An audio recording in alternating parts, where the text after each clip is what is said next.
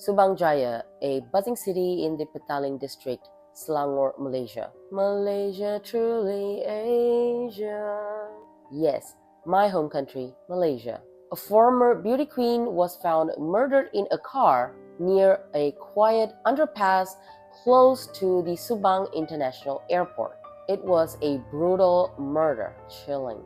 And to this day, the case is still unsolved. This became one of the most sensational murder mysteries in Malaysian history. Hi, and welcome to my channel where I bring you the ghosts, the crime, the mystery from my country, Malaysia. I am Esther Vincent, also known as Leah Mia on social media. Do follow me, and I hope you stick till the end of this video. Thank you. Today's story centers around our victim, Jean Perera Sinapa. Her full name was Philomena Jean Perera, anak perempuan V. Perera, born in 1947. At the age of 23, the young Jean Perera started stepping into the world of beauty pageant, and wow, she was a stunning lady. She earned the title as Miss Negeri Sembilan in 1971, and in the same year, she becomes 2 times runner-up in both Miss Selangor as well as Miss World Malaysia. She was a stunning beauty queen. After retiring from all the beauty pageant scene, Jean chose a much more grounded life for herself, and she became a teacher. Jean loved teaching, and many around her said that she was a very dedicated teacher. She later marries a chemist named Sinapa Sivapakyam. Together, they had 3 children named Dharmendra, Rohini, and Malini. But tragedy struck in the New Year's Eve of 1978, where her husband dies in a tragic accident. Guess what? This was just months before her own demise. I read in some news articles that her husband's death was just about 5-6 months before her own brutal murder. Isn't that a little weird? Like, I know it's very sad, but look at how close it is. Now a young widow with 3 children, Jean decides to move in with her mother-in-law and her brother-in-law, Karthi Gesu. Oh yeah, Karthi Gesu.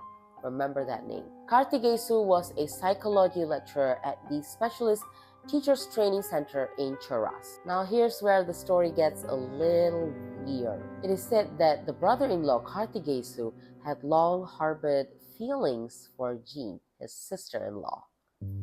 He admired her beauty, maybe even lusted after her, but he did not act on his urges or his feelings because he could see that Jean and Sinapa, his brother, was living a happy married life. But again, as soon as the brother passed away, he took that opportunity, he jumped on that opportunity and made his move. And apparently, Jean responded positively. So not long after, Karthi Gesu and Jean started their own romantic, very passionate relationship. It's believed that he even proposed marriage with Jean and started becoming really close with her children, her kids, treating them with care, so they started looking at him like a father figure. All this seems very sweet and beautiful, right? I don't know about that, because not everything is as it seems. Alright, now let's come to the night of the incident. April 6th, 1979, 2 Malaysian Airlines aircraft engineers, Tang Hua Kiet and Tan Tiong Keng, I'm sorry if I'm pronouncing their names wrong, were driving near the quiet underpass near the Subang airport when they noticed something strange. A white Fiat suspiciously parked at the secluded spot. Curious, they got close to see what's going on, and what they saw was horrifying. An Indian man, unconscious but still alive, outside of the car, lying on the road slightly away from the car, and in the car, strapped to the front seat, was the lifeless body of an Indian woman with multiple stab wounds, blood everywhere. The unconscious man was 36-year-old Karthi Gesu, and the lifeless body of a woman with multiple stab wounds was Jean Perera, just 31-year-old at that time. An autopsy later revealed that Jean had been attacked and stabbed more than 10 times on her chest, stomach, and hands.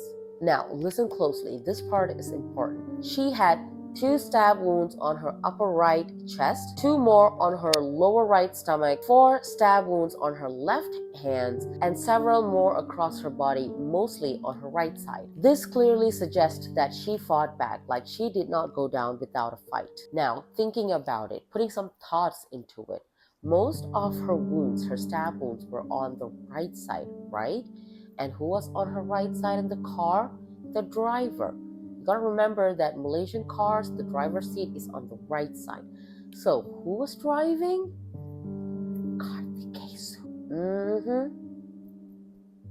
So when Kartikesu finally regained consciousness, he gave his version of what actually happened that night. He told the police that he and Jean had been out house hunting earlier that day. Later, around 11 p.m., they went for drinks at the Abad Century Hotel. Then, somewhere around the midnight, they were on their way to their home in Klang. He claimed that while he was driving, he had to stop to relieve himself. So that's where he went to that secluded underpass that the car was found. And that's when, according to him, 3 individuals came out of nowhere, attacked him at the back of his head, knocking him out cold. But Kartikesu's version of story is just not sitting right with the police because of all the investigation they were doing. His story is just not sitting right with what they are seeing. Now this news, this crime explodes. I mean, come on, a former beauty queen found dead in a car with multiple stab wounds together with her brother-in-law / lover?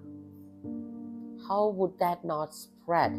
It's scandalous, it's juicy, so it's just spreading out like a wildfire. The kind of case that had everyone talking, so the police need to work fast. They had to jump on it fast. Crazy rumors were flying around so fast, so the investigative team had to get ahead of all of this before things get out of control. They started collecting all the evidence they could, taking statements, tracking down witnesses, and trying to piece together the truth as soon as they can. Now here's where things get a little messy. Before the 2 aircraft engineers found the body and reported the scene, a few other people have already passed by the same spot. So there were multiple different versions of stories, and their stories were not matching up. One eyewitness mentioned that he was riding his motorcycle alone, going back home when he spotted the white Fiat parked under the underpass and a man lying on the ground. But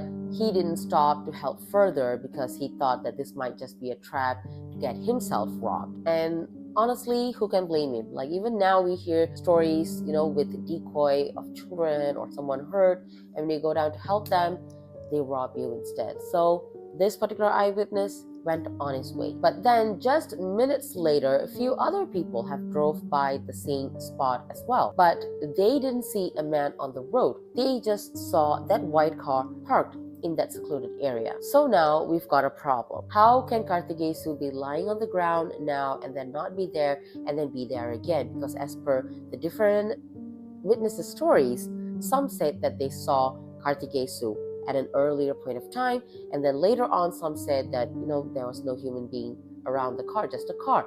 And then again later throughout the hours, some people said that they saw someone lying on the ground. So like, how was he there, not there, there? You know what I mean? I think you guys get it. Things are just not adding up. Now here's where things take a spicy, honestly, a sinful turn. During the investigation, another bombshell was dropped where the police found out that Jean had been in another relationship, like a second relationship. Yeah. Turns out Jean had fallen for a doctor from Sri Lanka named Narada Warnasurya. They met at a YMCA event, and soon after, sparks started flying between both of them. They have exchanged loads of love letters between them, and even in some of the most recent ones, Dr. Narada had proposed to Jean. What in the love triangle has been going on? Like, Jean, girl, come on. What have you been doing? But guess who found out? Kartikesu. Kartikesu found out this love that's going on between Dr. Narada, and Jean. He came across one of those love letters and got suspicious, so he started digging around the house, and what did he find? He finds a stash of love letters, 19 letters to be exact. Maybe it was like, special letters that she kept, but Karthikesu found it. At one point, he even brought the police to his house to show them these letters, maybe to paint Jean as a very promiscuous person, as a person with a lot of secrets and affairs, and maybe even enemies. But unfortunately for Karthikesu, his little help backfired and he was arrested as the main suspect in Jean Perera's murder. Fast forward to June 1980, Karthikesu stood trial for the murder of Jean Perera. The case drew huge attention among the netizens. 58 witnesses were called and the trial lasted 38 days. The prosecution argued that this was a crime of jealousy and rage, that Karthikesu just exploded after discovering the love affair between Jean and Dr. Narada. And to support that, there were a lot of loopholes in Karthikesu's recollection of what happened that night. For starters, Karthikesu claimed that he was attacked at the back of his head, which rendered him unconscious. But during the medical checkup, there was no indication of anything was hit at the back of his head, because there was no scratch, bump, bruise, nothing found at the back of his head. Not even a faint swelling. You gotta be hit hard to go unconscious, but he has no indication of that at all. He also said that he had to relieve himself while driving the car, and that's the reason why they were parked in such a secluded place. But when the investigators investigated or checked the area, the ground around the car, there was no sign of urine, no smell, nothing. Then Karthikesu switched up his story in the court. Now he says that there wasn't 3 attackers but 4 of them, and he was not knocked out unconscious, but they forced him to watch them stab Jean to death. He claimed that they threatened him to stay silent, if not, his family would be the next victim. Now here's the kicker. The defense heavily relied on this evidence because it made you think. Karthikesu's clothes were spotless. Jean was stabbed more than 10 times. She was viciously attacked, and the interior of the car was covered in blood. So the attackers would have been soaking in Jean's blood. Yet Karthikesu had nothing on him. Not a single stain, nothing. They could not find any trace of Jean on Karthikesu. So either he really wasn't the killer, or he had some sort of help and knew exactly how to perfectly clean himself up after. But this case was still far from over. Police even managed to track down Dr. Narada, Jean's love letter boyfriend, all the way from Sri Lanka, but he refused to testify. However, the police brought in another very important witness, Bandulananda Jayatilak. Again, I apologize if I'm pronouncing the names wrong. He was a close friend of Jean Perera and the Perera family, and he only knew Karthikesu as an acquaintance. What he said in court hit hard. Bandulananda claimed that about 10 days after Jean's murder, he went to visit Karthikesu and claimed during that visit, Karthikesu was ranting, saying, quote unquote, "Worst come to worst, I'll admit it and go in. That bitch didn't deserve to live." Those words shook the courtroom. Like everyone was like, oh.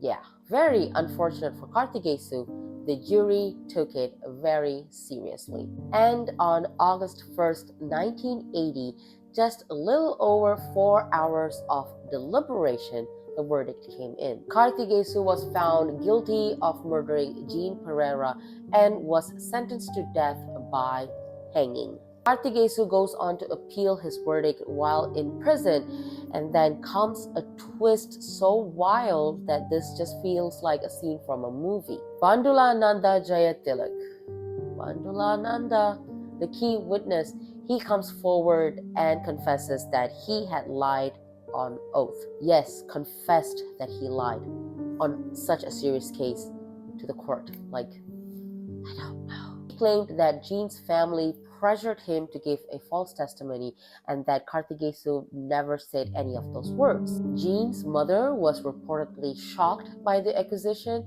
She denied ever pressuring anyone to give a false statement, and she mentioned that she never would want to put another innocent person, to die. So the court reopened the case and reviewed all the new evidence that was available at that time, and on May 31st, 1981, Kartigesu was acquitted of all charges. All of it. He walked out a free man. On July 17th, 1981, Bandula Nanda Jayatilak, the guy, the false witness guy, he was convicted of perjury. He was the first in Malaysian history, the first person in Malaysian history to be jailed for lying under oath on a murder trial. He was sentenced to 10 years of prison, but sadly he passed away after the first 2 years. I don't get this. The guy who lied got 10 years, but this other man who stood trial, I know things were all circumstantial, I guess. It was not fully proved, but he's walking out a free man. The law sometimes, I just feel, I don't know what to say. Sometimes, I don't know. Let's leave it at that. I don't know.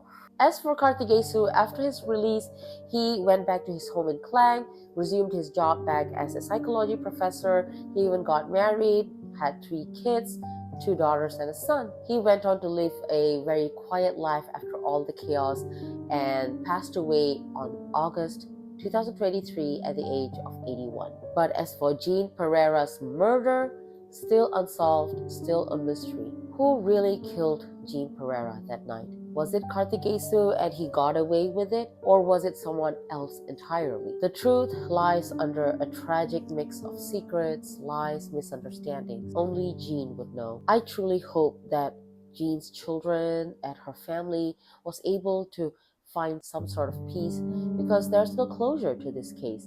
And putting myself in their shoes, I would still be wondering what happened.